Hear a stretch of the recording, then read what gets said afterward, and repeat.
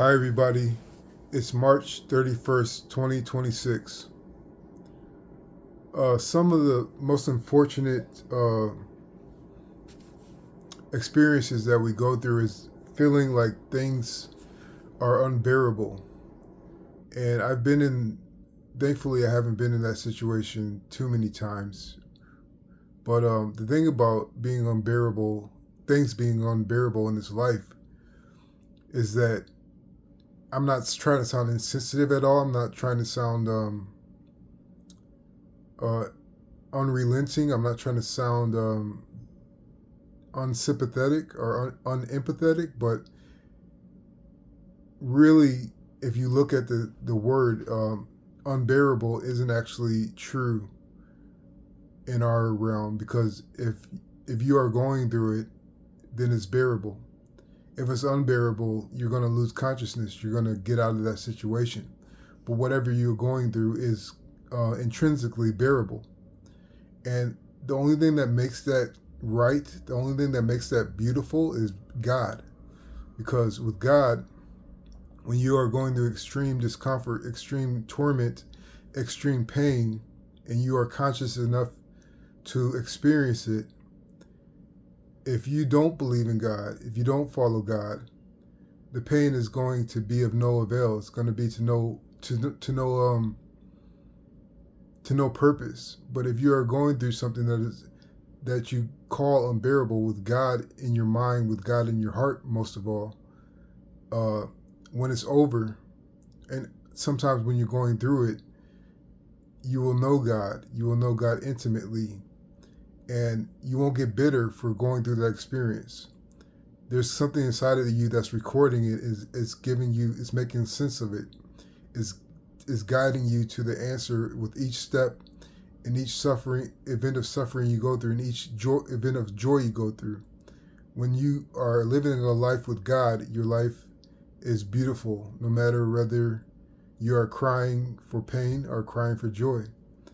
And so when things are unbearable, in my experience, I've learned that the the longer that I hold out on turning on God, on betraying God and betraying my creed to Him, the longer I hold out and have faith, um, the relief and the release of it all is something that I covet. It's something that stops me from de-evolving or devolving into something that is ugly and something that is ungrateful and something that is hopeless. So this gets me to thinking about puppets. In life, I've learned that the further your control is, the looser your grip on what you call reality is. For example, if you want to control your suffering, I learned that you treat your interaction with that suffering like a puppet. So what I mean, how would you do this? How would you treat your suffering like a puppet?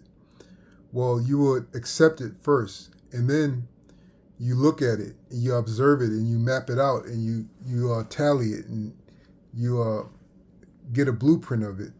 And so when you notice its behaviors, like I've said many times before, when you notice its behaviors, its habits, uh, you kind of placate your suffering. You kind of indulge your suffering. And so once it thinks it has whatever it is, once it thinks it has control over you, you kind of play with it. You give it what it wants, and it attacks you hard, but it doesn't affect you at 100% because you know what it's going to do and you know what its aim is. So once you kind of get control of the suffering and play with the suffering, it will kind of dwindle away. And I'm not saying it's not going to hurt. I'm not saying it's not going to take something away from you that you love or set you back at all. But once you use your suffering as a puppet and you play with it and you devalue each of its moves, it won't have as much of power over you.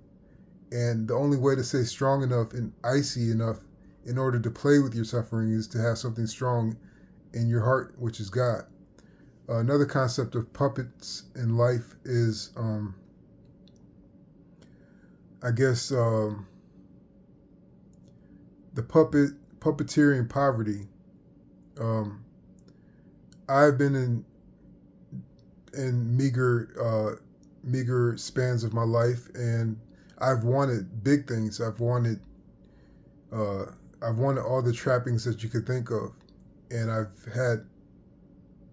uh, I've lived in SROs. I think that's what you call them.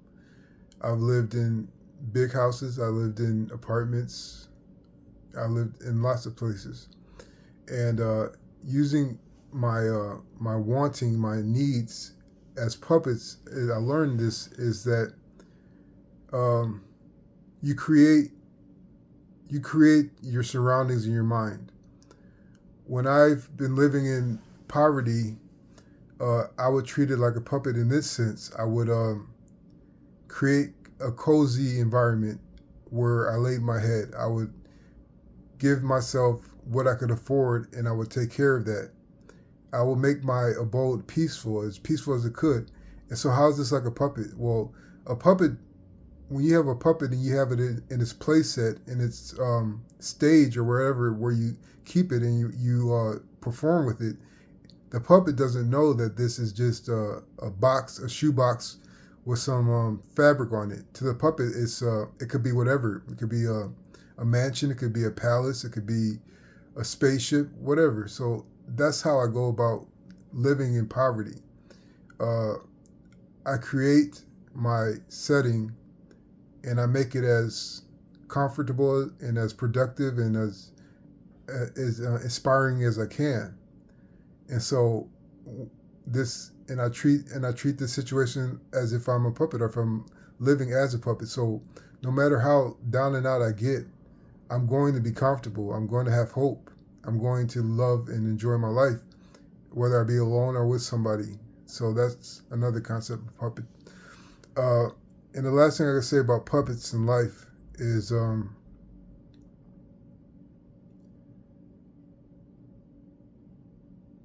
in order to truly love people and honor people and respect people and inspire people and communicate with people, you would think I would say you turn them into puppets and you let them do what they want to do and entertain you or whatever. It's nothing like that though. It's like first you have to realize that for the most part or for a significant amount, you know who you are. You know that you are real. You know that your experience is real to you. But if you're honest, you can't really say that anything outside of you is real also. It's what you perceive. This is your life.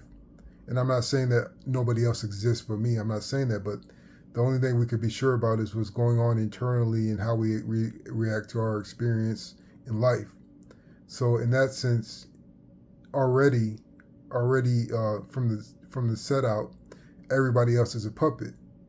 And so when everybody else is a puppet, you don't have trust in them. You don't believe in them. You don't.